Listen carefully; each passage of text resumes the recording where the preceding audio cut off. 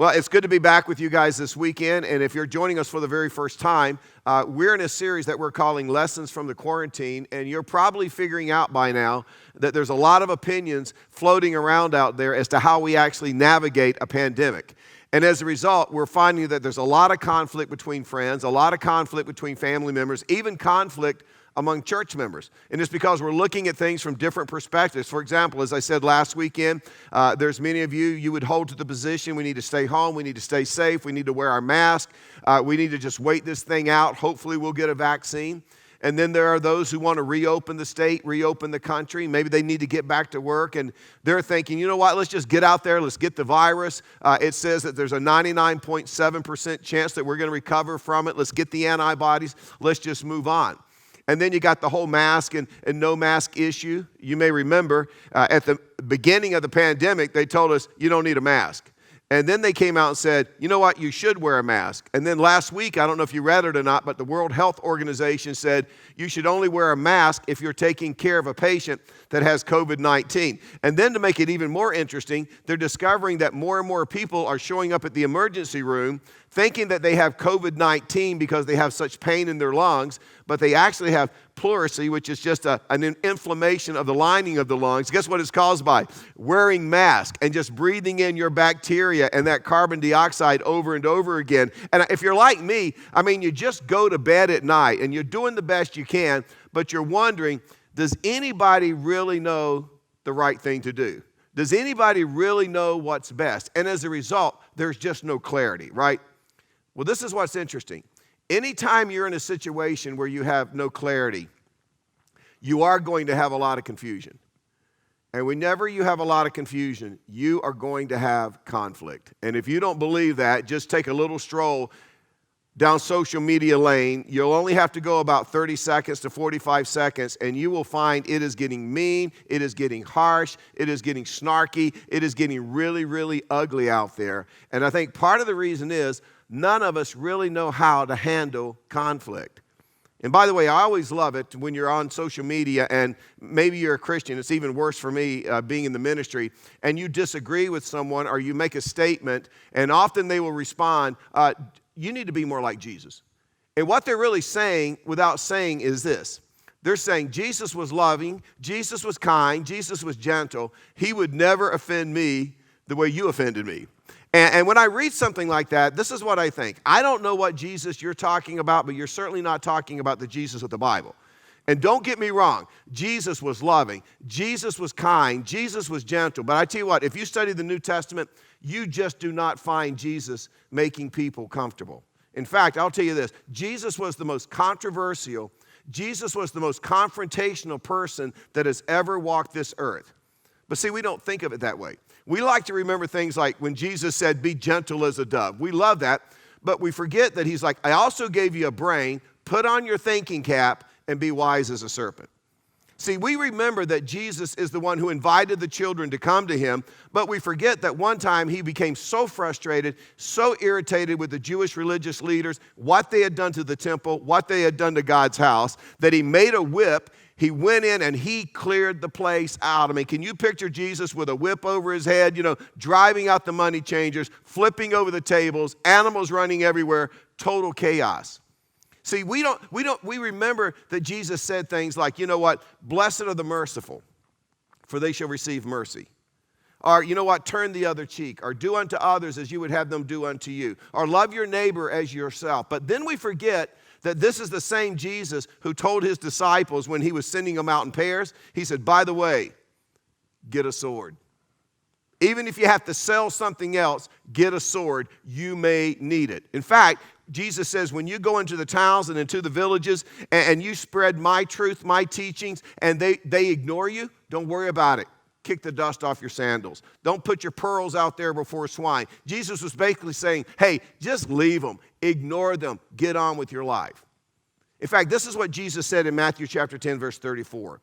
He said, I did not come to bring peace, but a sword. Let me tell you something. That to me does not sound like a Jesus that's trying to avoid conflict. It almost sounds like a Jesus who's trying to stir up conflict. I mean, think about it. What does a sword do? Well, if you're facing a sword, you got a decision to make. You can either surrender or you're going to fight. But the reality is this: a sword forces a response. It forces a reaction. When you're facing a sword, it forces a decision.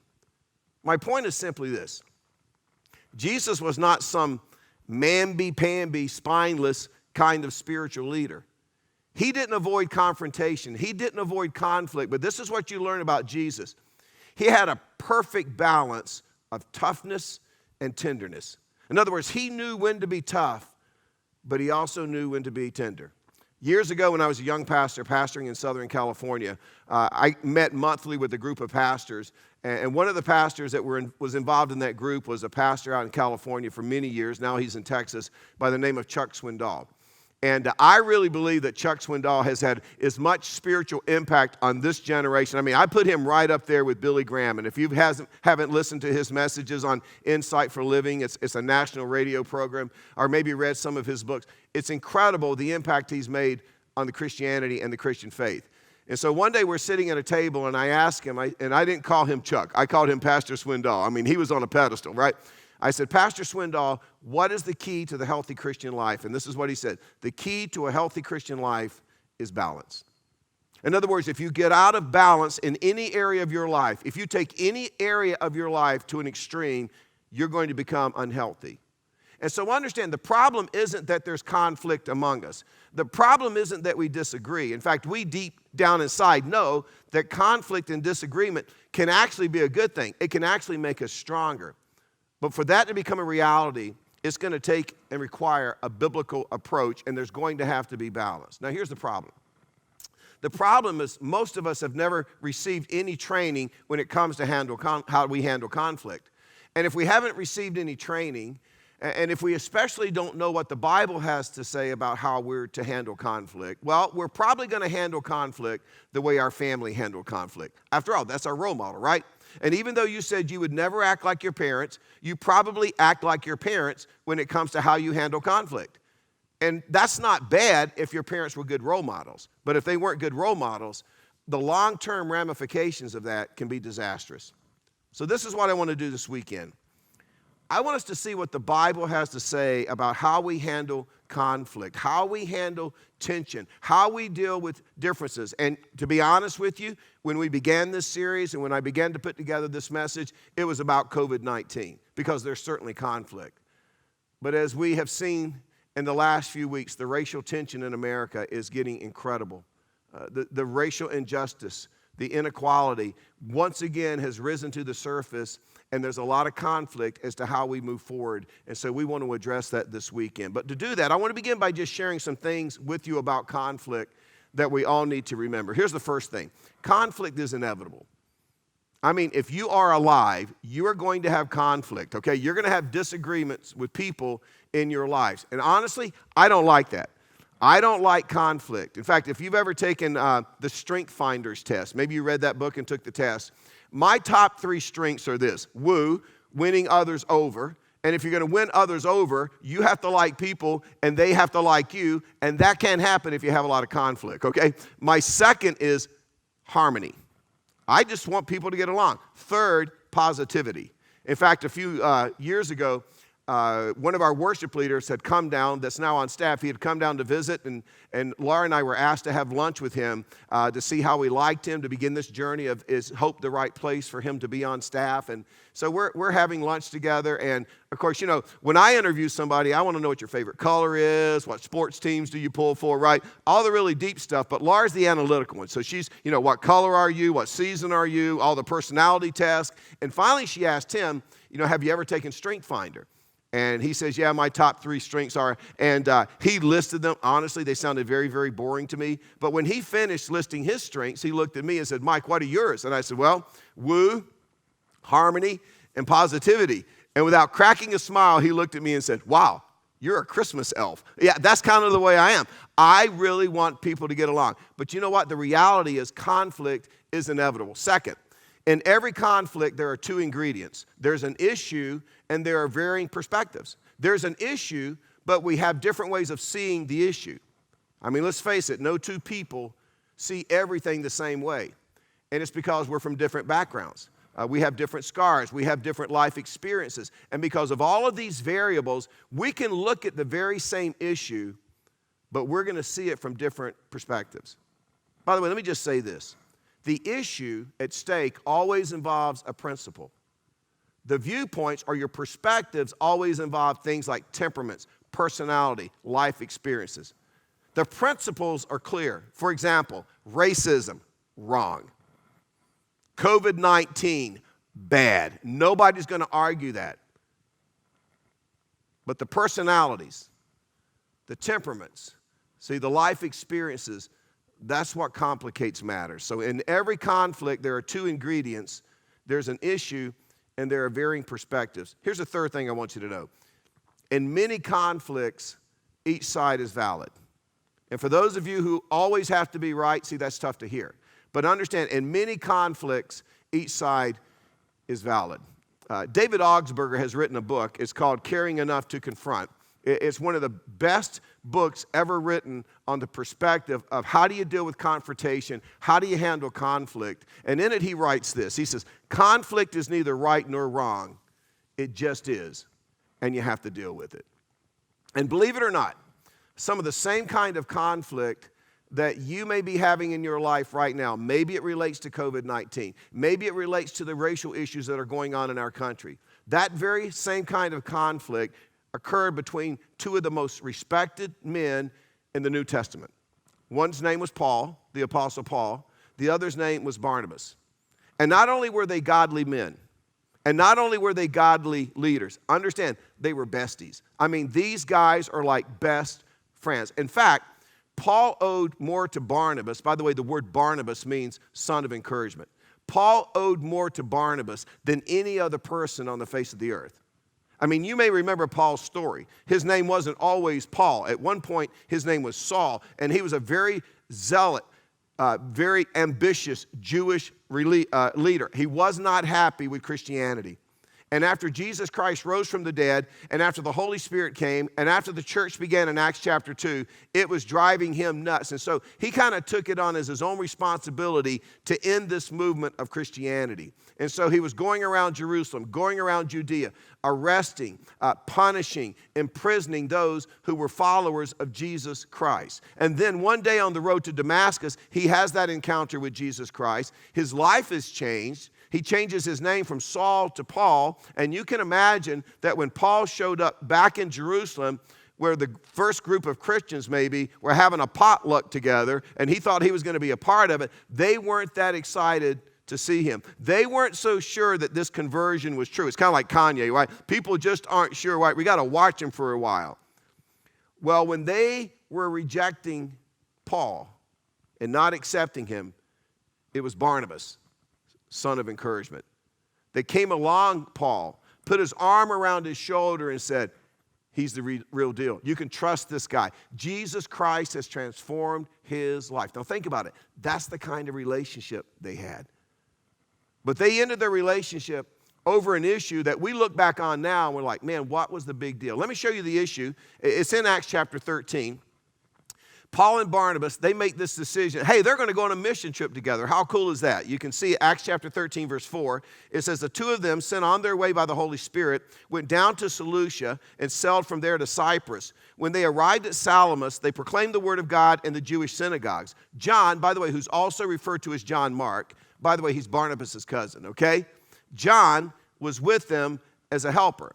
So when you think about John or John Mark, think of him as a missionary intern. He's an up-and-comer. He has some good heritage. He has good training. And if you wonder about his credentials, this is the young man who is eventually going to grow up, and he's going to write what we have in our Bible is the Gospel of Mark. So he's the real deal. But at this point in his life, he's young. He's impressionable. We would say maybe he's immature. He's wet behind the ears, but they invite him to go on this mission trip. Well, notice it says in verse 13 of Acts chapter 13, from Paphos, Paul and his companions sailed to Perga in Pamphylia, where John left them and returned home to Jerusalem. You're like, well, what happened? I mean, it started out smooth sailing.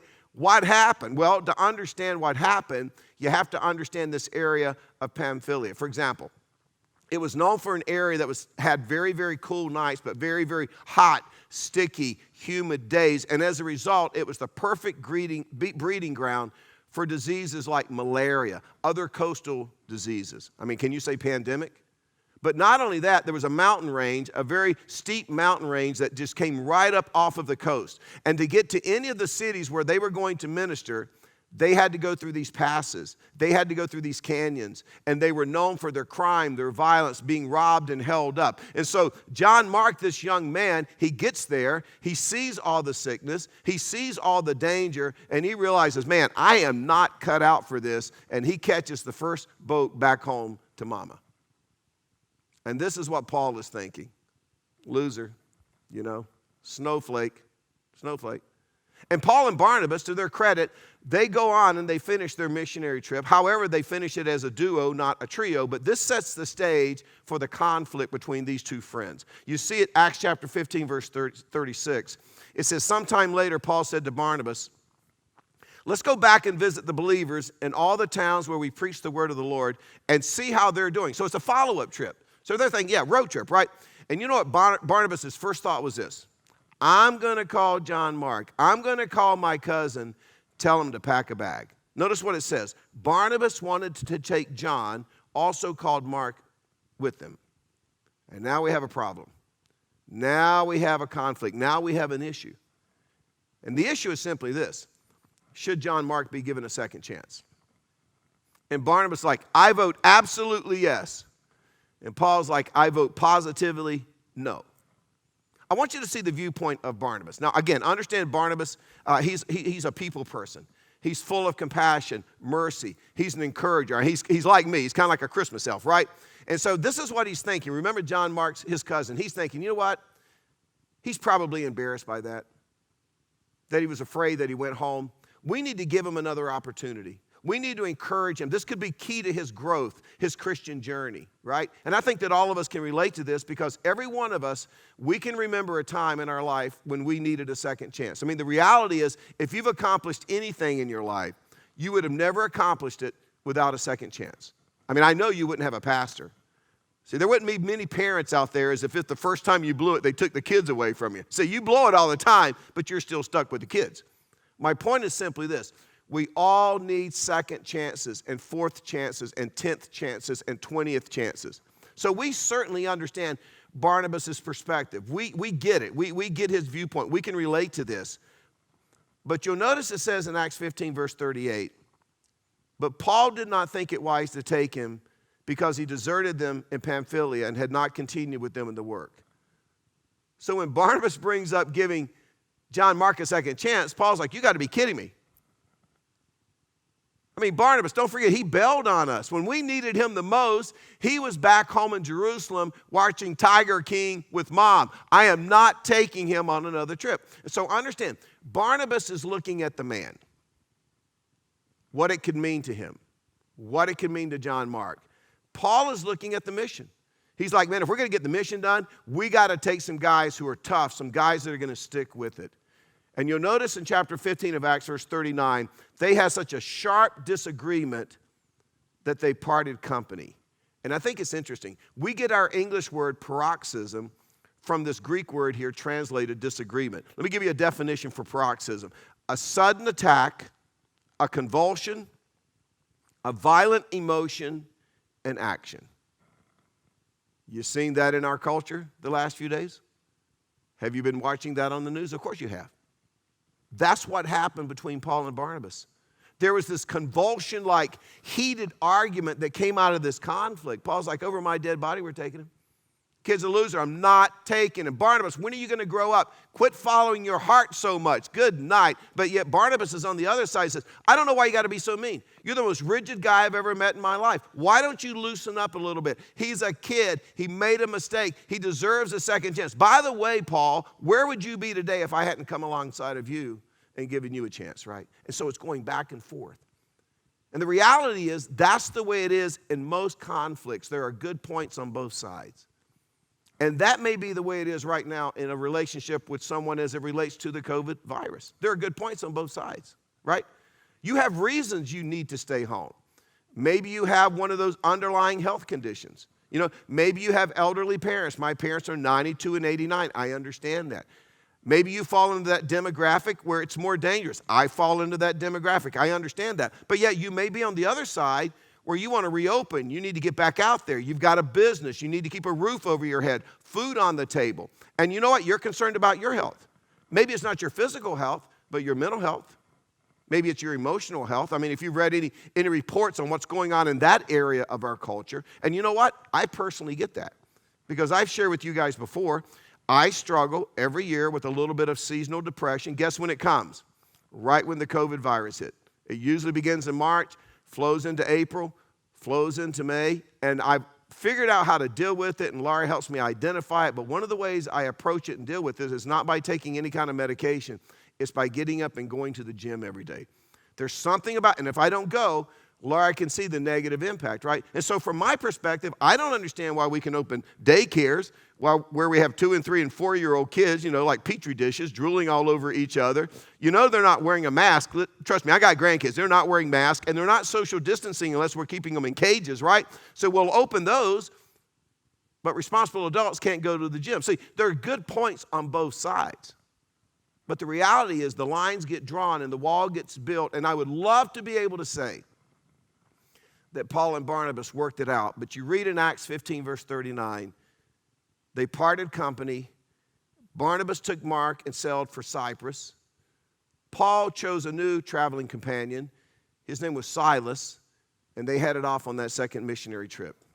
But I believe that when Paul left with Silas, I can promise you this, he left with a heavy, sad, broken heart. You know why? Oh, he got his way.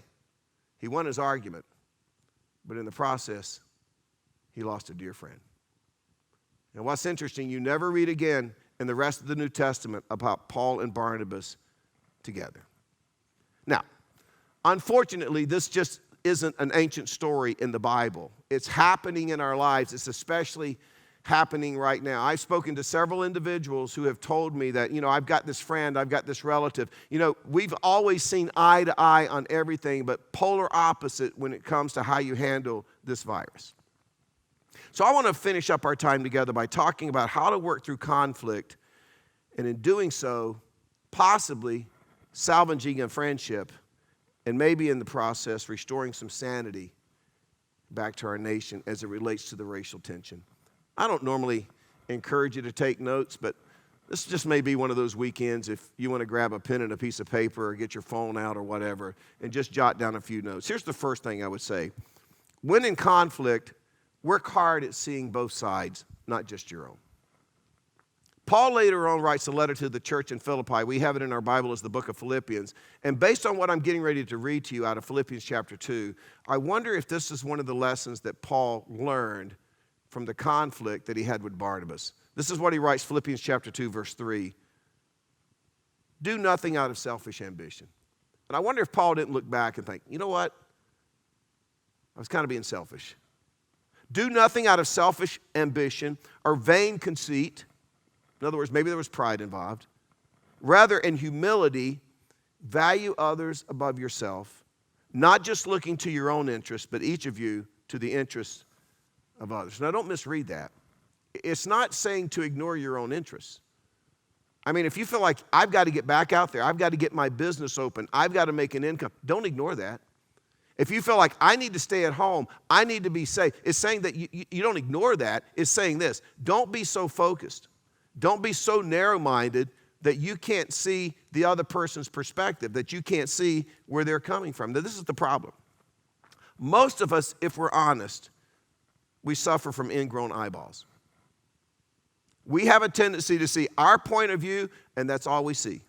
And we look at the other person and we think, how in the world can they be so blind? How in the world can they not see what is so obvious? So Paul is saying here, hey, listen, don't look at an issue just from your perspective. You've got to be able to see both sides. Now, do you know what it's going to take to do that? To see both sides, not just your own side? One, objectivity. But two, and Paul hit on it, humility. See, it means I've got to put myself in the shoes of the other person and say, you know what?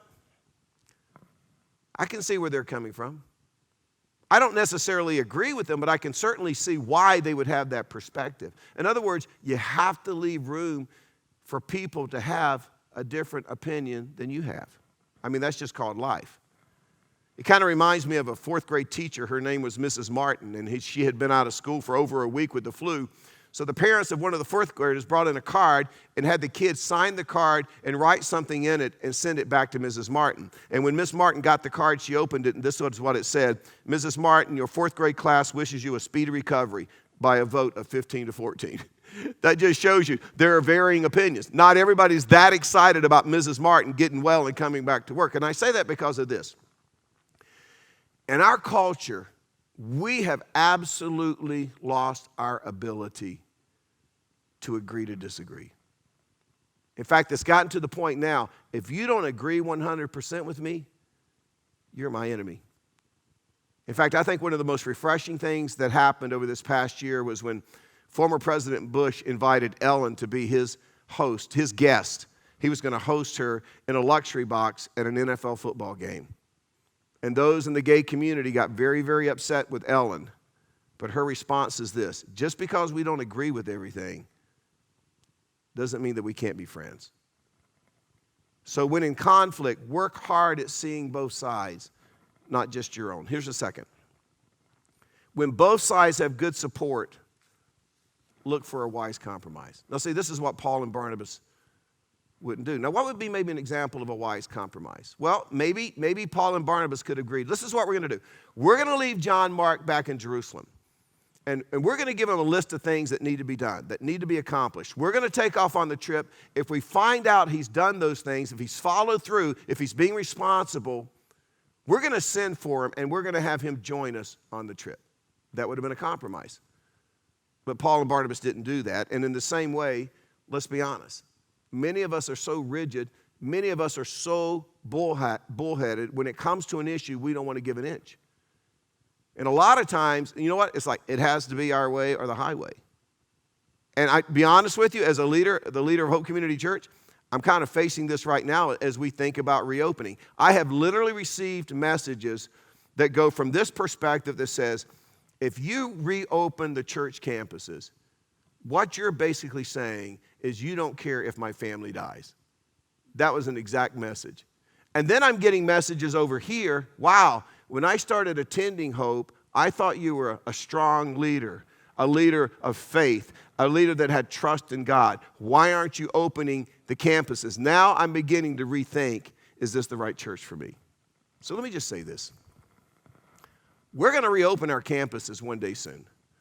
And we will make sure we give you all the information. And I'll promise you that when we do so, we will try our best to be safe. But let me just say something.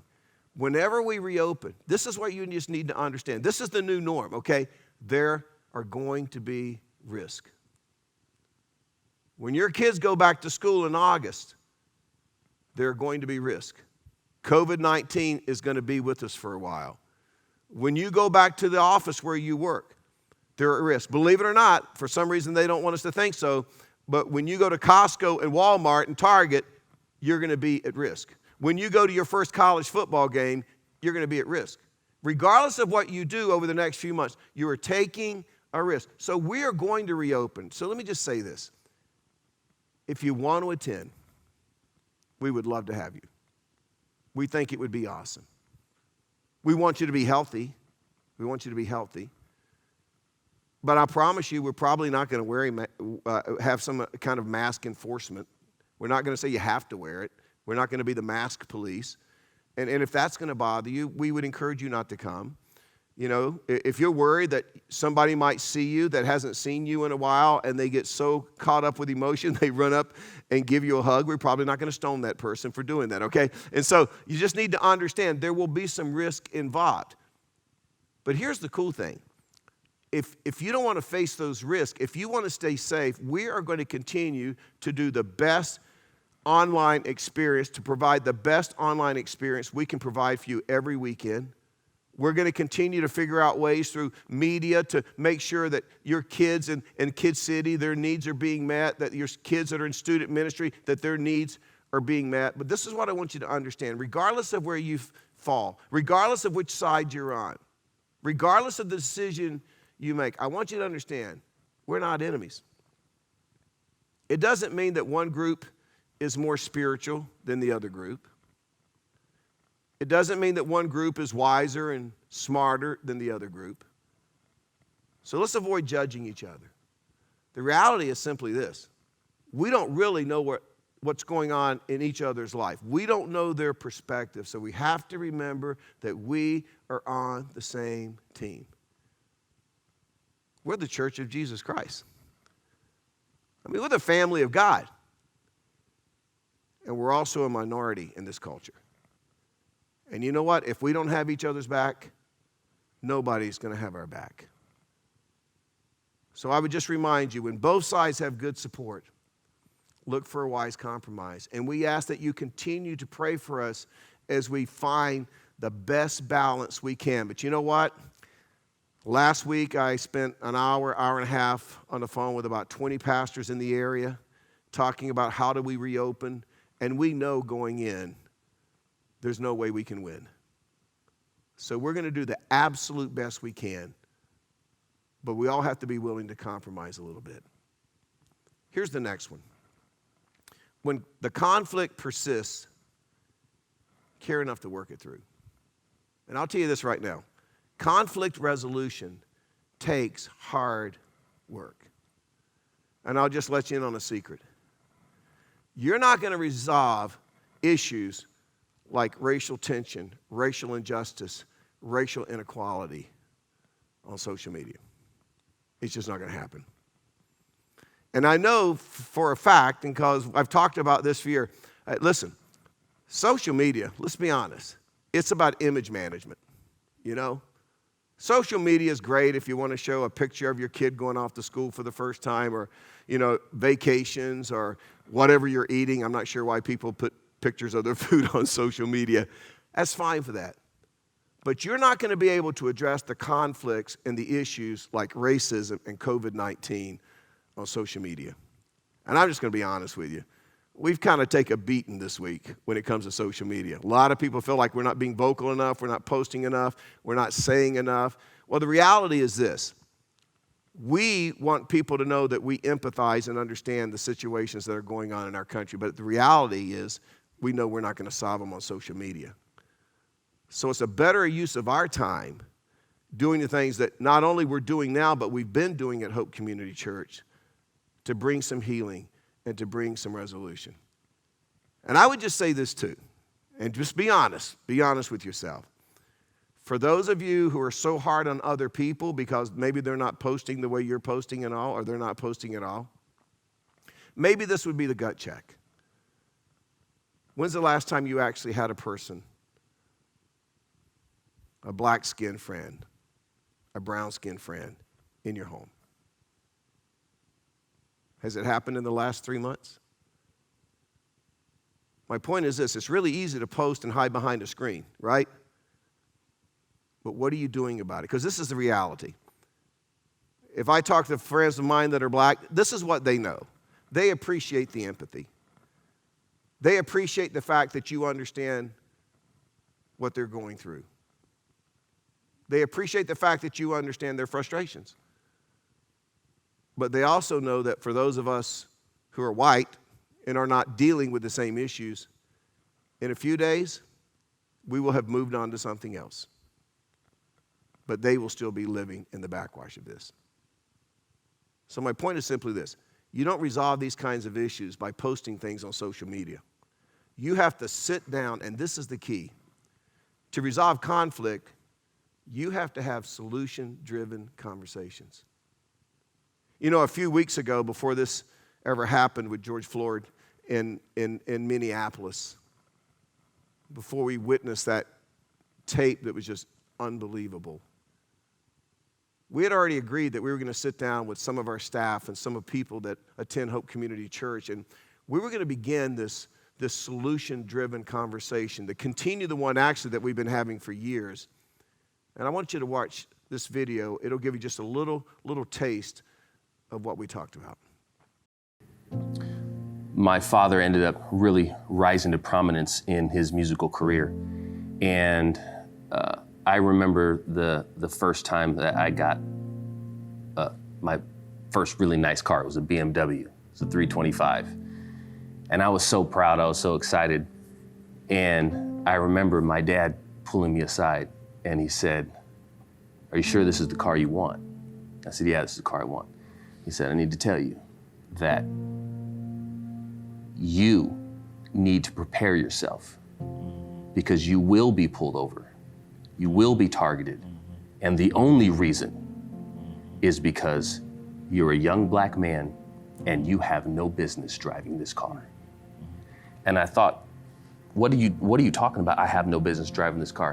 And he said, when police see a young black man driving a nice car with nice wheels, they're going to assume you're either a drug dealer or you're a pusher or you're involved in something that you shouldn't be involved in, and they're gonna find out what it is.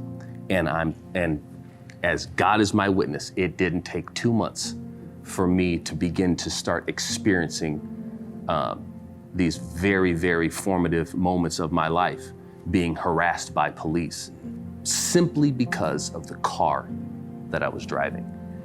A lot of times when you see the same images over and over and over and over again, when these things happen, that causes a post-traumatic stress that we have.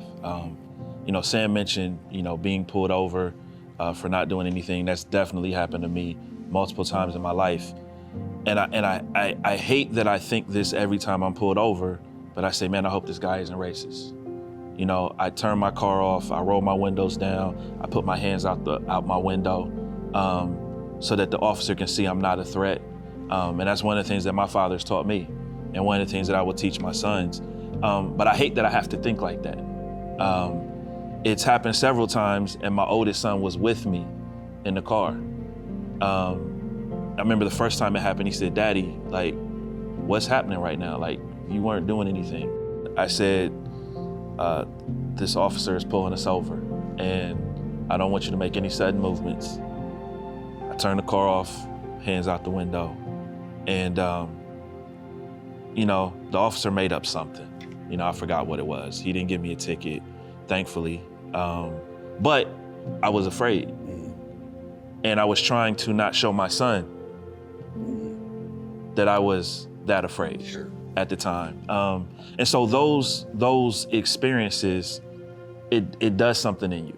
And the next time you're pulled over, you revert back to what just happened or what you've seen on the news or what you've seen on social media. And so, and you're just hoping, man, I hope I don't become another hashtag.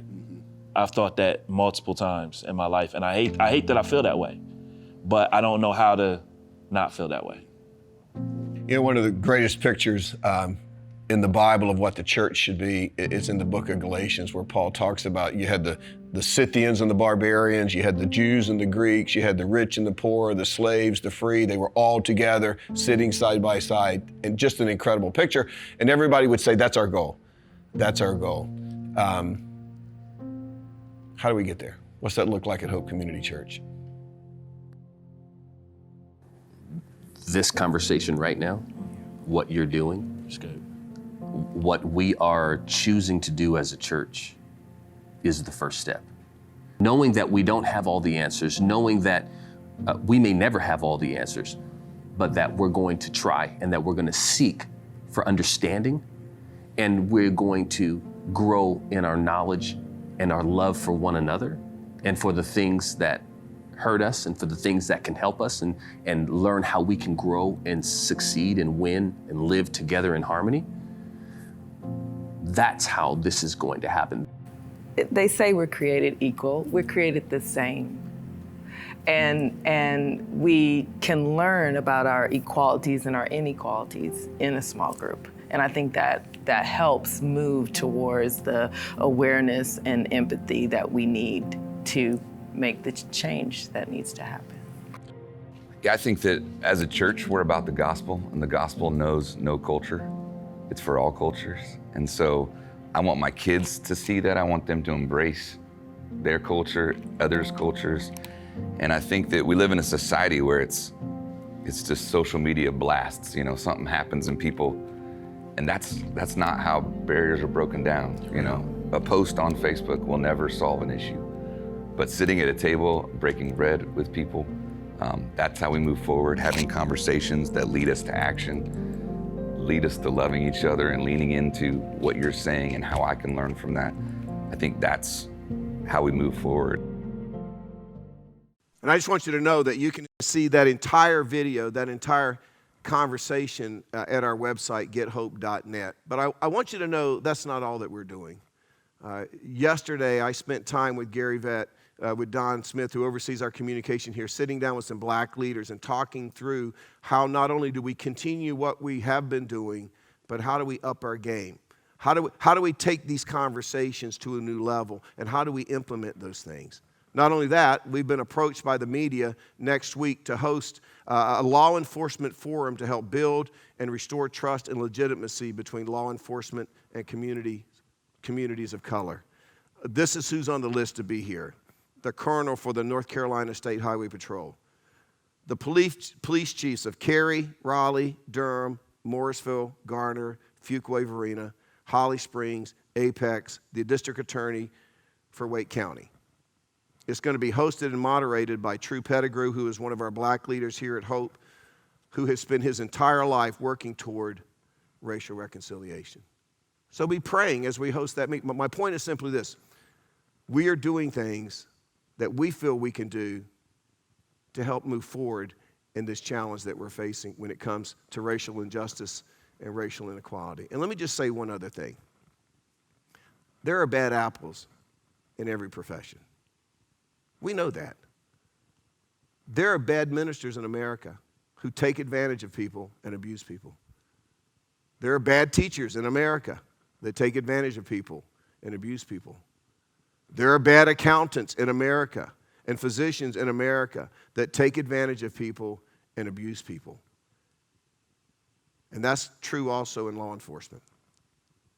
But we're not going to judge an entirety by a few bad apples.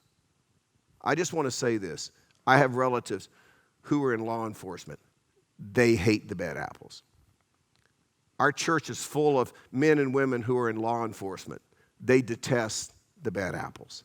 We get it. But what you don't hear is recently one of the police agencies in our area found out they were going to have to arrest someone for breaking the stay-at-home order. But did you know they called us and said, we don't want to have to do this. Is there any way Hope can be involved? And maybe just take the wind out of this situation, the heat out of this situation, so that we don't have to arrest them. So understand, these kinds of things are going on behind the scenes, but obvious, it's not what we see in the media. So just continue to pray as we have that meeting this week. But here's the problem. That's what a solution-driven conversation looks like. But what we often do is we post something on social media,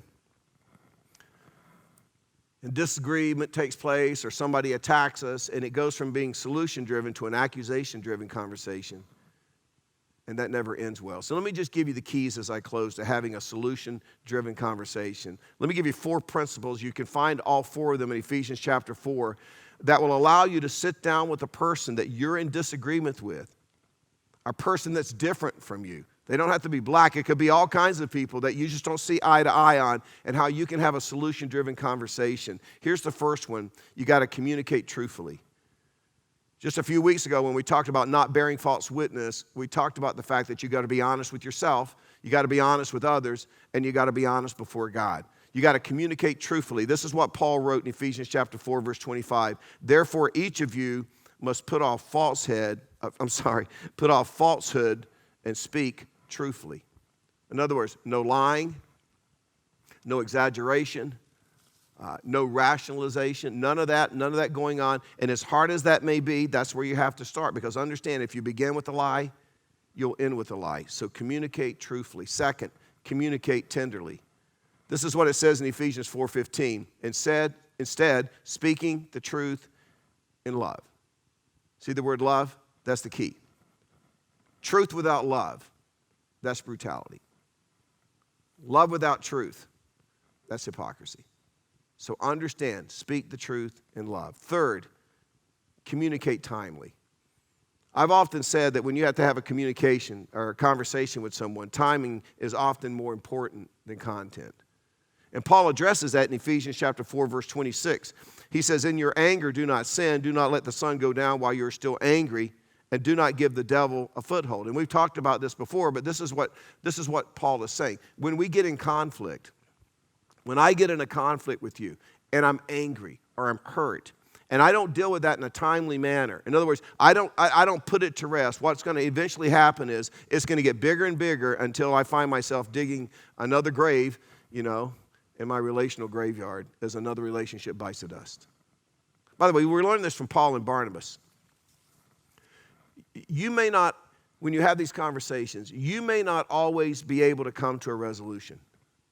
You may not be able to solve the problem and find the answer. But as a Christian, you have to come to reconciliation. Understand, you can reconcile and put off resolution for a later date. But a lot of it has to do with the timing. I'll give you an example. If you hurt me and I'm angry at you, right? When we sit down and talk, the conversation is probably going to be based on what you did to me, right? And I'm going to be ready to bare my fist. I'm going to be ready, to get a pound of flesh because you've hurt me. But if I enter that conversation and say, you know what? Yeah, that hurt. That was painful, right? But I just want you to know before we even get started, I've already dealt with that. I've already dealt with the hurt. I've dealt with the anger. I have already forgiven you. So forget that. What I want to talk about is, where do we go from here? How do we make sure we don't find ourselves in this situation again? How do we move forward? Can you see the difference? See, when you come into a conversation that way, again, timing more important than content, all of a sudden, all the tension begins to go down because you're not getting into an argument. You're having a solution-driven conversation. And then fourth, communicate tactfully. This is what Paul says in Ephesians chapter 4, verse 29. He says, do not let any unwholesome talk come out of your mouths, but only what is helpful for building others up according to their needs, that it may benefit those who, look at this last word, listen. Listen. I want to say something as it relates to racial relations in America. If you want some application this week, this is what I would recommend. Reach out to a friend that has black skin, brown skin. And by the way, if you don't have a friend, you may be part of the problem, to be honest with you. But reach out and get together. Maybe it's a cup of coffee. Maybe you take a walk together. Maybe you have lunch together. Maybe you just sit in the backyard and chat. But have a conversation. But if you're white, this is what I would recommend. Talk less and just listen. Just listen. In fact, I think this would be a great t-shirt if you haven't done your minor project yet. This is what I would say. Stop posting and start hosting. If you want to do something that could actually move toward reconciliation and healing and learning and being educated, and education removes a lot of fear, stop posting and start hosting. And if you're white and you're sitting there listening, I made a list of don't make these kinds of stupid statements. Don't say things like, I don't see color. That sounds great, but we all see color. Or you shouldn't feel that way. Or all lives matter. Really? Honestly, really? Do they matter the same? Here's one. It's America. We're all created equal and we have equal opportunity. Deep down in your heart, do you really believe that that's happening right now? Here's one. I don't understand what the big deal is. Slavery ended 150 years ago. Don't say stuff like that. Don't ask them to explain to you where there's rioting and looting. They're not going to ask you to explain why there's white supremacy, right? But just listen and learn.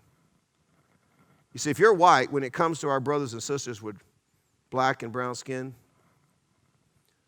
you may actually be able to walk a mile in their shoes, but I promise you this. you will never be able to take even one step in their skin. You'll never be able to understand their perspective and why they see things the way they see them until you listen, until you learn. So I would encourage you, stop posting. Let's start hosting. I think the racial tension, the inequality, the injustice, this pandemic, I mean, let's be honest. It's caused enough devastation in our world. So I'm just asking you, this week, would you try to apply these principles? Would you just try to live them out in your world? And see, first of all, can some sanity be restored? But also come out the other side of this, not just with our relationships intact, but what if we came out the other side of this with our relationships stronger? Do you think maybe if we did that, God would be glorified? Do you think if that's where we spend our energy, maybe the Church of Jesus Christ would be stronger?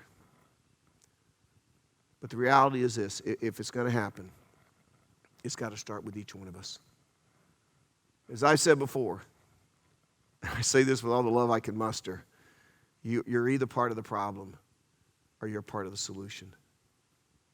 So I'm asking us as a church to actually make a commitment that says, I'm going to be a part of the solution. I'm going to start a meaningful conversation with someone, and I'm going to learn. Father, thank you that you're still on the throne.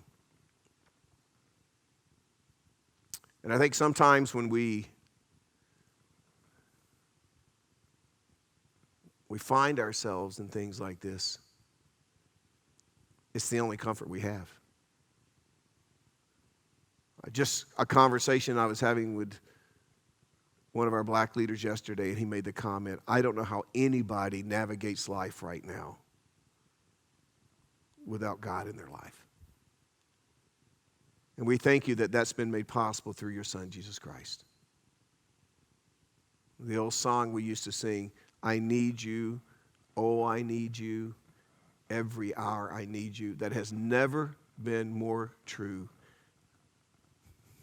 than right now.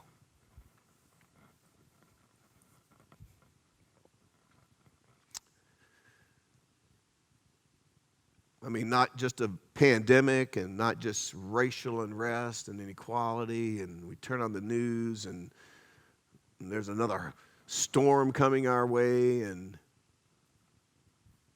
murder wasp, and as we saw last week, you will do whatever you need to do to get our attention. I can't speak for the nation, but I can speak for Hope Community Church. You got our attention. So teach us what we need to learn. Move us as we need to move. Not worrying about public image, political correctness, but because based on your truth and your word, it's just the right thing to do. May we seek your heart. And you've promised us that if we seek you, that we'll find you if we seek you with all our heart. We need you more than ever. Work in us, change us. Let us be a part of the solution, not the problem. We pray all these things in your Son's name. Amen. God bless you. Have a great week. Let's continue as a nation, as a church to pray, and let's see what God's going to do. We'll see you next week.